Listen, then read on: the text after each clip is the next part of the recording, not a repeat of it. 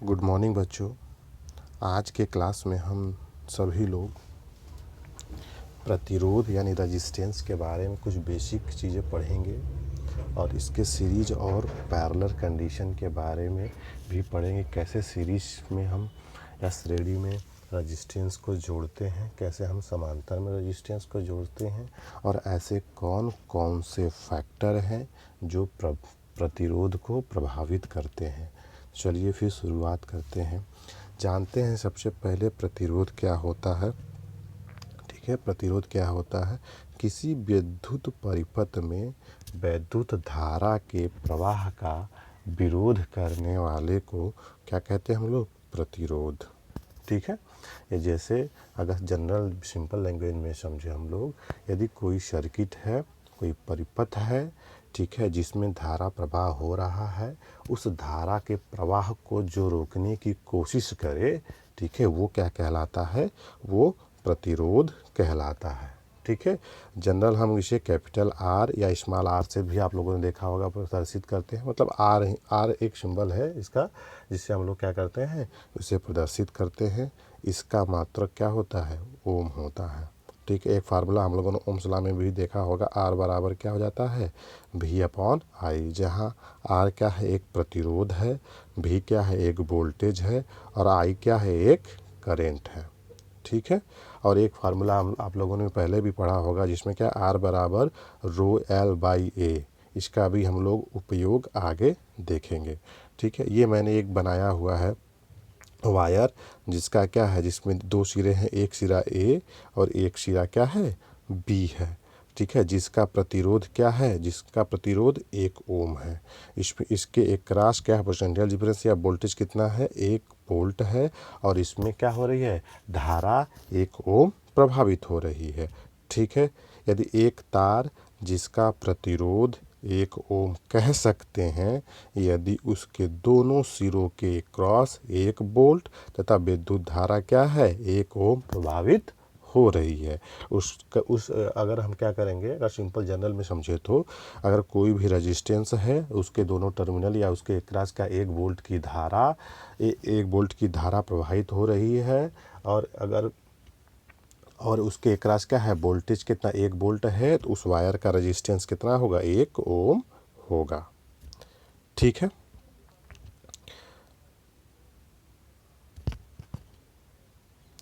अब हम देखेंगे ऐसे ऐसे कौन से फैक्टर हैं जिस पे क्या करता है? प्रतिरोध क्या करता है? डिपेंड करता है। या ऐसे कौन, कंफ्यूज मत करिएगा इस क्वेश्चन में कि पिछले बार के क्वेश्चन पेपर में क्वेश्चन आया तो बच्चे कंफ्यूज हो गए कि प्रतिरोध को प्रभावित करने वाले कारक, या ऐसे पूछ लेता है आप लोगों से कि ऐसे कौन से फैक्टर है जिस पे क्या होता है? प्रतिरोध डिपेंड करता है। तो दोनों का मतलब सेम ही है। ठीक है, तो प्रतिरोध को प्रभावित करने वाले कारक, सबसे पहले जो कारक है किसी भी कंडक्टर का प्रतिरोध क्या होता है? डायरेक्टली प्रोपोर्शनल होता है किसके? लंबाई के। ठीक है, जैसे आपने हम लोग ऊपर देखा, हम लोगों ने क्या एक फार्मूला देखा था क्या, कि आर बराबर रो एल बाई ए। ठीक है, तो आर क्या हो रहा है? डायरेक्टली प्रोपोर्शनल किसने हो रहा है? यल के। मतलब आप क्या करें, जैसे जैसे वायर का अगर लेंथ बढ़ाते चले जाएंगे तो उसके सापेक्ष क्या होगा? रेजिस्टेंस भी क्या होगा? बढ़ता चला जाएगा। ठीक है, जो पहला कारक है वो क्या है? किसी भी कंडक्टर का अगर लंबाई आप बढ़ाएं, लंबाई के डायरेक्टली प्रोपोर्शनल होता है रेजिस्टेंस। ठीक है, अगर आप क्या करेंगे, लंबाई बढ़ाते चले जाएंगे, तो लंबाई बढ़ाते चले जाएंगे तो रेजिस्टेंस की वैल्यू क्या होगी? बढ़ती चली जाएगी। ये पहला कारक है। ठीक है, R is directly proportional to किसके? L. R is directly proportional to L. ठीक है, चलिए अब दूसरा जो कारक है वो है क्रॉस सेक्शनल एरिया। क्या होता है? यूनिवर्सली प्रोपोर्शनल होता है आर के। ठीक है, फार्मूला देख लीजिए, फिर वही है सिंपल सा, आर बराबर क्या? Rho L by A. R क्या है? यूनिवर्सली प्रोपोर्शनल ए के है। जैसे जैसे मान लीजिए आप जैसे क्रॉस सेक्शनल एरिया की क्या है? बढ़ाते चले जाएंगे तो रेजिस्टेंस की वैल्यू क्या हो जाएगी? कम होती चली जाएगी। ठीक है, अब जो अगर जनरल में आप समझ लीजिए, क्रॉस सेक्शनल एरिया मतलब क्या है? वायर का मोटाई आप बढ़ाते चले जाएंगे, ठीक है, तो रेजिस्टेंस की वैल्यू क्या हो जाएगी? कम होती चली जाएगी। ठीक है, और जो तीसरा है वो है टेम्परेचर। अगर किसी कंडक्टर या वायर का टेम्परेचर आप बढ़ाएंगे तो उसी के सापेक्ष क्या होगा, उसका प्रतिरोध भी बढ़ता चला जाएगा। टेम्परेचर बढ़ेगा, रेजिस्टेंस की वैल्यू क्या होगी, बढ़ेगी। ठीक है, तो 3 फैक्टर हम लोगों ने देख लिया। कौन कौन सा देख लिया? पहला हम लोगों ने देख लिया कि रेजिस्टेंस क्या है, डायरेक्टली प्रोपोर्शनल किसके है, लेंथ के। आप लंबाई बढ़ाएंगे, रेजिस्टेंस की वैल्यू क्या होगी, बढ़ती चली जाएगी। ठीक है, दूसरा आप क्या करेंगे कि क्रॉस सेक्शनल एरिया बढ़ाएंगे आप, रेजिस्टेंस की वैल्यू क्या हो जाएगी, उसी के सापेक्ष में घटती चली जाएगी। ठीक है, तीसरा क्या है कि टेम्परेचर आप बढ़ाते चले जाएंगे।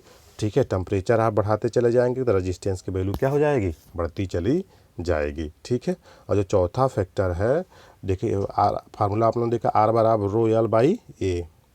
ठीक है, तो R is direct proportional to rho.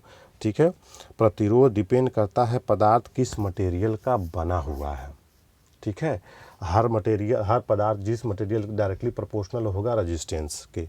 ठीक है, अब देखिए यहाँ पर जो रो है वो क्या कहलाता है, प्रतिरोधकता। आप लोग हमको प्रतिरोधकता की डिफिनीशन पढ़ के समझ के, ठीक है, कॉपी में जब नोट्स बनाएंगे वहीं नीचे आप लिख करके बताएंगे। ठीक है, अगर नहीं समझ में आएगा प्रतिरोधकता क्या होती है, जिसे रजिस्टिविटी जिसको बोलते हैं, कभी अब स्पेसिफिक रजिस्टिविटी भी इसी को बोलते हैं। ठीक है, पूछ लेता है डिफिनीशन में क्या होता है रजिस्टिविटी, इसका मात्रक लिखिए। ठीक है, तो इसका मात्रक डिफिनीशन समझ के आप हमको भेजिएगा। नहीं समझ में आएगा तो मैं अगले वीडियो लेक्चर में बता दूंगा क्या होता है स्पेसिफिक रजिस्टिविटी। ठीक है, अब हम नेक्स्ट देखेंगे कि कैसे हम प्रतिरोध को क्या करते हैं, सीरीज में जोड़ेंगे, और कैसे हम प्रतिरोध को क्या करेंगे, समांतर में जोड़ेंगे। ठीक है, जैसे ये मैंने एक सर्किट बनाया हुआ है जिसमें क्या एक हमने सोर्स लगा दिया हुआ है, एक करंट आई फ्लो हो रही है, रेजिस्टेंस देखिए R1 R2 R3। ठीक है, सिंपल सा अगर कॉन्सेप्ट हम समझे अगर सीरीज को और पैरेलल का, तो अगर एक ही करंट सारे रेजिस्टेंस या प्रतिरोधों में जा रही है, ठीक है, समझिएगा, अगर एक ही करंट डिवाइड नहीं हो रही है, अगर एक ही करंट क्या हो रहा है सारे प्रतिरोधों में जा रही है, तो मत समझ जाइए कि ये क्या है, ये सीरीज है। ठीक है, समझ जाइए कि ये क्या है, ये सीरीज है। मतलब देखिए एक I1 करंट जा रही है तो ये किस में जाएगी, R1 में भी जाएगी, ये R2 में भी जाएगी और R3 में भी जाएगी। ठीक है, अगर सीरीज के कंडीशन में, ठीक है, सीरीज के करंट कंडीशन में करंट क्या हो जाएगी, सेम रहेगी, लेकिन वोल्टेज क्या होगा, डिफरेंट होगा। ठीक है, सीरीज की कंडीशन क्या हो गया कि करंट सेम, वोल्टेज अलग अलग। ठीक है, तो मैंने देखिए यहाँ पर लिख दिया है कि सेम करंट जा रही है, लेकिन इसके अक्रॉस क्या वोल्टेज V1, इसके अक्रॉस वोल्टेज V2, इसके अक्रॉस वोल्टेज क्या हो जाएगी, V3 हो जाएगा। ठीक है, जब R1 R2 और R3 है तो तीनों का R इक्विवेलेंट निकालेंगे, तो सीरीज में जोड़ देंगे तो R1 + R2 + R3। ठीक है, ये हो गया सीरीज का कंडीशन। ठीक है, अब नेक्स्ट हम देखेंगे, अब इसी तरह हम लोग क्या करेंगे, पैरेलल का भी देख लेंगे। देखिए ये एक सर्किट भी, इसमें R1 R2 और R3। देखिए एक करंट यहाँ से आई चली गई। ठीक है, जब यहाँ से करंट आई गई तो ये 3 भागों में डिवाइड हुई। R1 वाले में I1 चली गई, R2 वाले में I2 गई और I3 वाले में I3 गई। मतलब कि सारे रजिस्टेंस जिसमें R1 R2 और R3 तीनों कनेक्टेड हैं, ठीक है, इसमें क्या है, तीनों में करंट की वैल्यू क्या हो जाएगी, अलग अलग जा रही है। तो मतलब ये कौन सी कंडीशन हो गई, ये पैरेलल की कंडीशन हो गई। ठीक है, पैरेलल की कंडीशन क्या हो गया, पैरेलल की कंडीशन में क्या हो गया, करंट क्या हो गया, डिफरेंट हो गया। करंट की वैल्यू क्या हो गई, डिफरेंट हो गई, लेकिन वोल्टेज की वैल्यू क्या रह गई, सेम रह गई। ठीक है, तो इसका R 1/RT बराबर 1/R1 + 1/R2 + 1/R3। ठीक है, तो आज का यही रहा। 3 चीज़ हम लोगों ने पढ़े, रेजिस्टेंस क्या होती है, ठीक है, कौन कौन ऐसे फैक्टर है जिसको क्या करता है, रेजिस्टेंस प्रभावित करता है या डिपेंड करता है जिसको फैक्टर, और सीरीज रेजिस्टेंस को कैसे हम लोग सीरीज और पैरेलल के कंडीशन में जोड़ेंगे। अब नेक्स्ट वाले वीडियो में हम लोग देखेंगे कि कैसे अब उसमें पूछ लेता है कभी कभी सीरीज और पैरेलल रेजिस्टेंस देखकर R इक्विवेलेंट निकालने के लिए।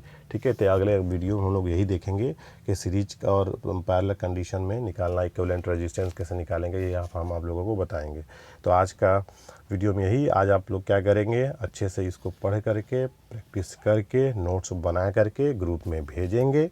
ठीक है। इस ध्यान रखिएगा, स्पेसिफिक रेजिस्टेंस क्या होता है या रेजिस्टिविटी क्या होती है, उसका डिफिनीशन तैयार करके उसका मात्रक फिगर सहित आप लोग उसका भी नोट्स बना लेंगे। अगर नहीं समझ में आएगा लिख लीजिएगा, नहीं समझ में आएगा तो बता दीजिएगा ग्रुप में, व्हाट्सएप वाले में, ठीक है। हम आपको अलग से वीडियो बनाकर उसका दे देंगे, क्योंकि अभी 2-3 चीज़ें उसमें हम छोड़े हुए हैं, जिसमें स्पेसिफिक रेजिस्टेंस क्या होता है, उसका मात्रक, और ये कैपेसिटेंस छूटा हुआ है। कैपेसिटेंस और कौन कौन से ऐसे फैक्टर हैं जिसमें कैपेसिटेंस क्या करता है, डिपेंड करता है, ये सब हम एक साथ ही बता देंगे आप लोगों को। अभी हम रेजिस्टेंस का चल रहा था, अभी इसके साथ हम सर्किट सॉल्व भी करेंगे, किसका, रेजिस्टेंस का, सीरीज पैरेलल कनेक्शन बना करके, ठीक है। चलिए धन्यवाद, तो आज के लिए इतना ही।